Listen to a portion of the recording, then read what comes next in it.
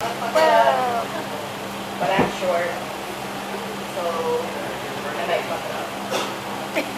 5 ways to love your fat, non-binary body. 1. Strip down with your partner. Admire that you can lose layers of preconceived body shame and just be there with someone who looks at the bumps and curves and scars and recognize that they are seeing you as interactive artwork. Remember the age when your body started to have to be hidden. When you were told to cover up, close your legs, keep your sweater on, and for God's sake, stop leaving your shoes at the store. Your parents taught you to face the world, teeth bared, fiercely protecting yours, but they didn't fully teach you how much of yours is actually you. 2. Unlearn the idea that you are unlovable because you are fat. Bolded, all caps, unapologetically fat. Cry when your doctor says you're too fat to remove your tits. Carry that anger and sadness with you to every doctor's appointment for almost 7 years before someone tells you that's fucked up.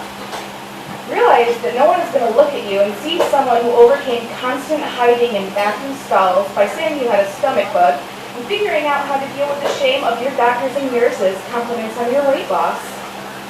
Figure out how to cast aside your shame comes with figuring out that you locked away a part of you in your mind when you were young. So opening one more closet door for love doesn't feel too bad.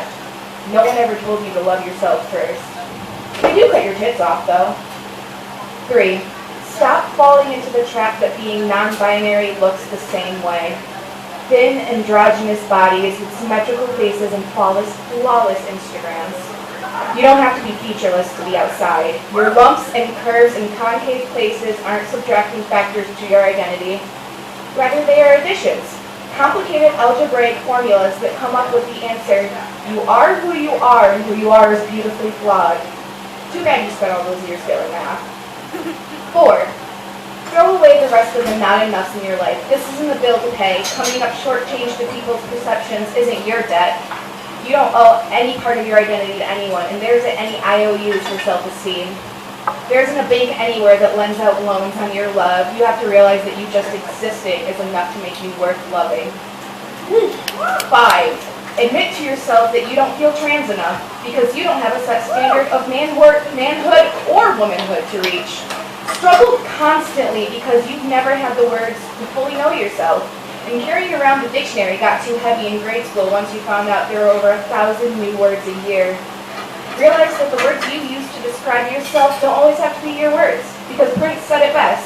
I'm not a woman, I'm not a man, I'm something that you'll never understand. Thank you.